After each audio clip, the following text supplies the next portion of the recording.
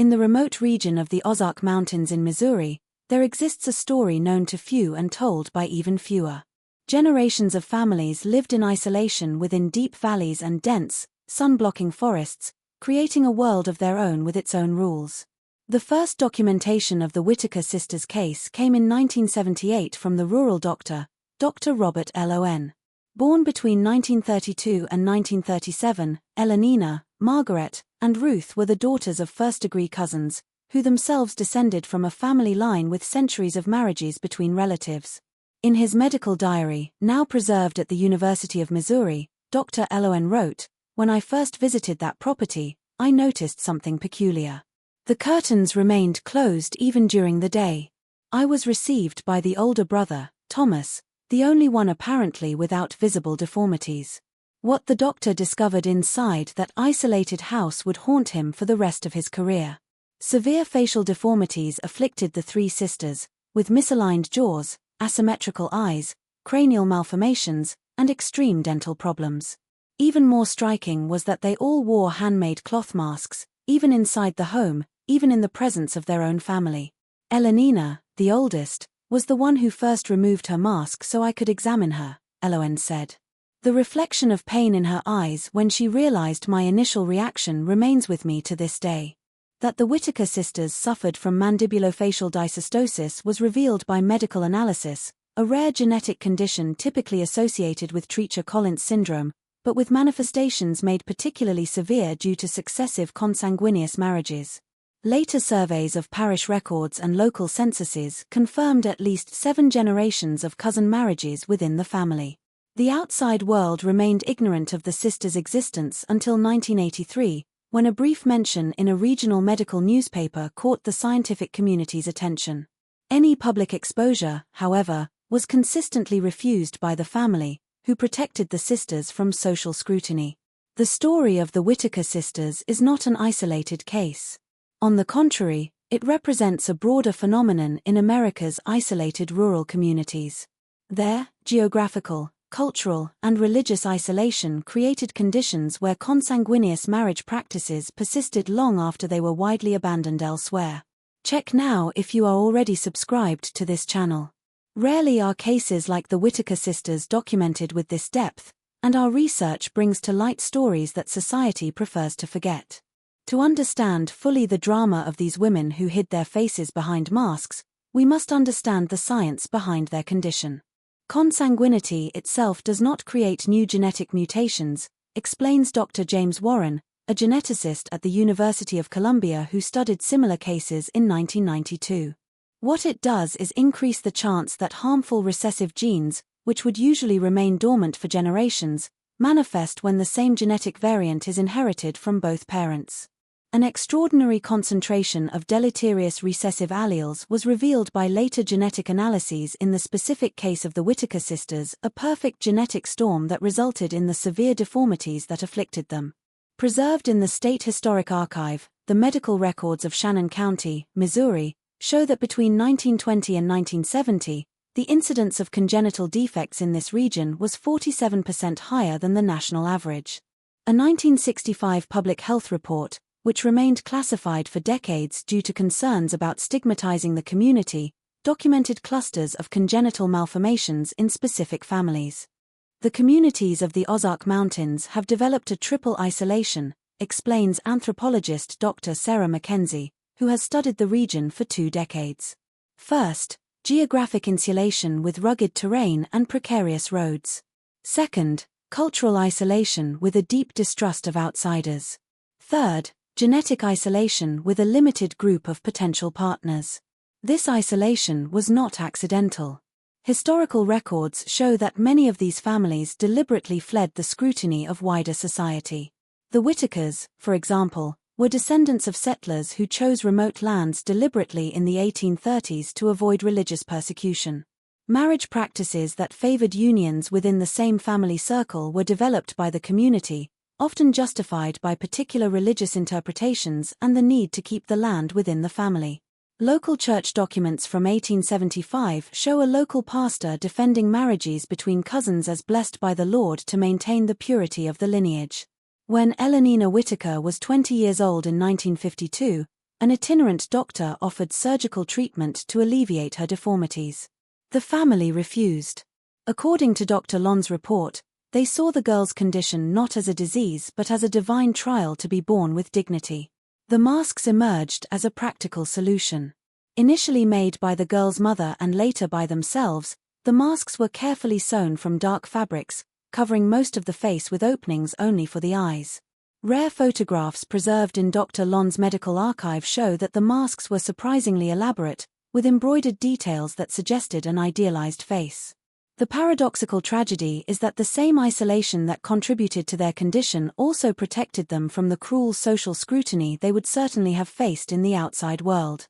Fragments of their extraordinary lives were revealed by the Whitaker sisters in the few interviews given to Dr. Lon between 1978 and 1985, gathered in his confidential medical archive and partially released for research in 2010. Margaret, the middle sister, described her daily routine. "We wake up before dawn to do the outdoor chores. It is better to work when it is dark." A meticulous system to minimize their exposure was developed by the three sisters.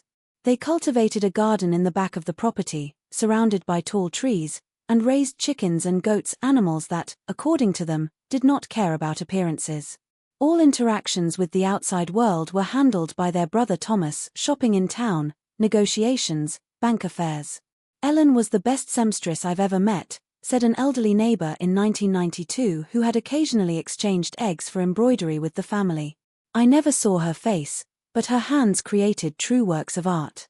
The Whitaker house, documented in rare photos from the county archive, was a two-story structure with small windows and permanently closed curtains.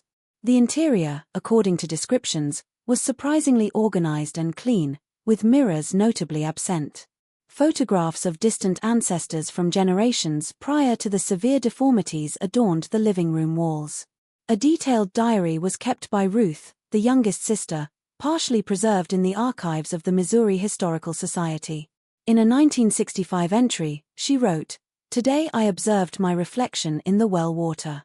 For a moment, with the dusklight, it almost seemed normal. I dreamed what it would be like to walk through the city without shouts or being shooed away." The masks became more than simple coverings. They were alternative identities. Each sister owned several masks for different occasions.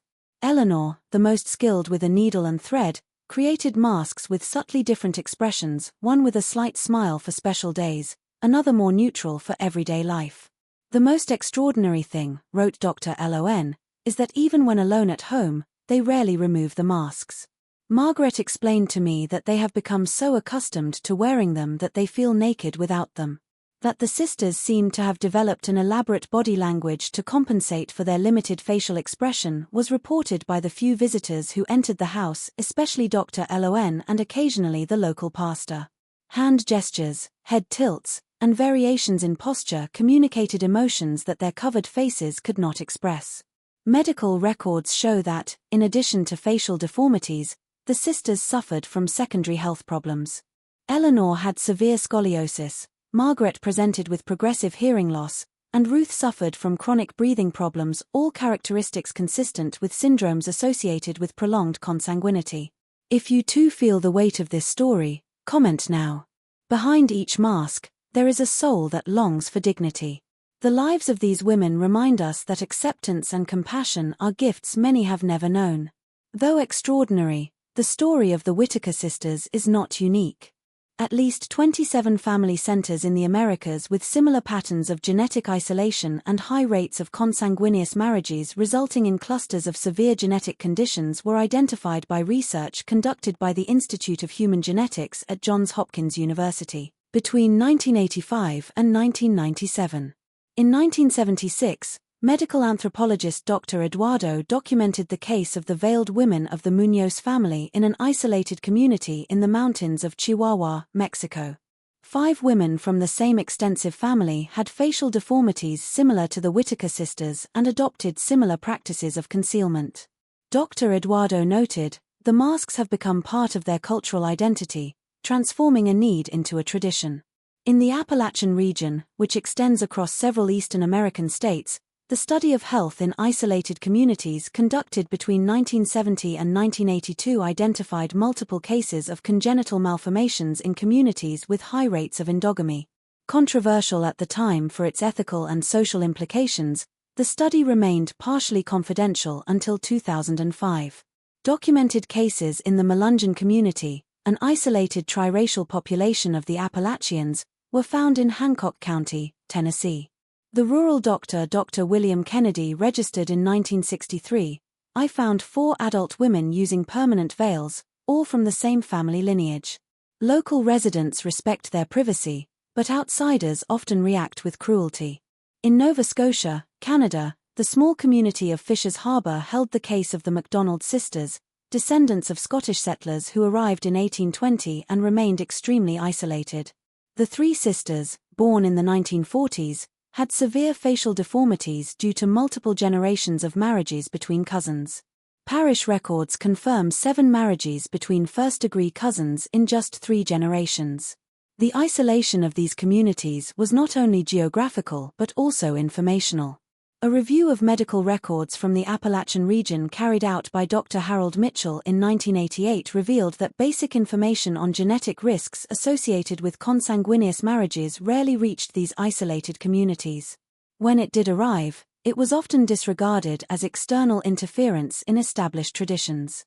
In a 1990 interview with the medical journal Frontiers in Genetics, a woman identified only as Ms. M from an isolated Kentucky community, who also used a mask to hide severe facial deformities, said, "No one told us that marrying cousins could cause problems. It was what everyone did. My parents were cousins. My grandparents were cousins. When my face started to develop differently, everyone thought it was just bad luck." A consistent pattern emerged from these various cases. Geographical isolation created the conditions for genetic isolation, often reinforced by religious or cultural beliefs that favored marriages within the same community or family. This isolation was then deepened by subsequent social stigmatization, creating a cycle that persisted for generations. The most disturbing aspect is not the genetic condition itself, but how the response to these conditions often worsened the suffering of the affected families, observed Dr. Paul Bergman, a geneticist who studied multiple cases, in 1990. Public health records reveal that in many of these cases, basic medical interventions that could have softened some complications were either refused or never offered. Isolation, initially a cause of the conditions, also became an obstacle to treatment. The investigative journalist Michael Harkins, who tried to document some of these cases in 1988, wrote, "I found closed doors, unanswered calls, and occasionally veiled threats. These communities have learned through painful experience that exposure rarely brings benefits and often results in humiliation." Anthropologist In a rare interview given to Dr. Lon in 1980, Ruth Whitaker explained the meaning of the masks for her and her sisters. "People think we wear them to hide ourselves, and that is partially true. But we also use them to reveal ourselves in the way we choose. When I make a mask, I decide who I will be that day. It is a power my real face never gave me." Glimpses of a reflective and deeply sensitive woman are offered in Ruth's diary, which covers almost 4 decades of her life. In a 1972 entry, she wrote, "Some people think we live tragic lives, stuck in this house with these faces, but we know joy, too. When Eleanor plays the piano at dusk, when Margaret tells stories that make us laugh to tears, when Thomas returns from the city with a new book to read together. At these times, I forget the masks completely. Due to greater mobility, access to education, and awareness of genetic risks, practices of consanguineous marriage have decreased dramatically in isolated rural communities in recent decades. However, genetic isolation persists as a public health challenge in some remote regions of the Americas. A study of marriage patterns in isolated communities, published in 2018 by the National Institute of Health, documented an 87% reduction in first-cousin marriages in U.S. rural areas since 1950.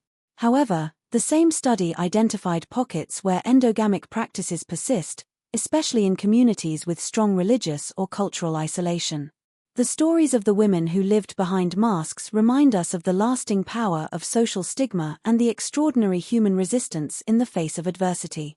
As Ruth Whitaker wrote in her diary in an entry dated 1997, "Behind this mask, I have lived a complete life, limited in some respects, yes, but rich in others. I have known love, beauty, and purpose. What more can anyone ask for?